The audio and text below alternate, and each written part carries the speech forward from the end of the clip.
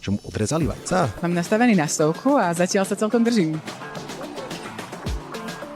Bráško, prečo máš ženský hlas? Čo sa deje? Má úplne hlas jak čajočka. Mám nastavený na stovku a zatiaľ sa celkom držím.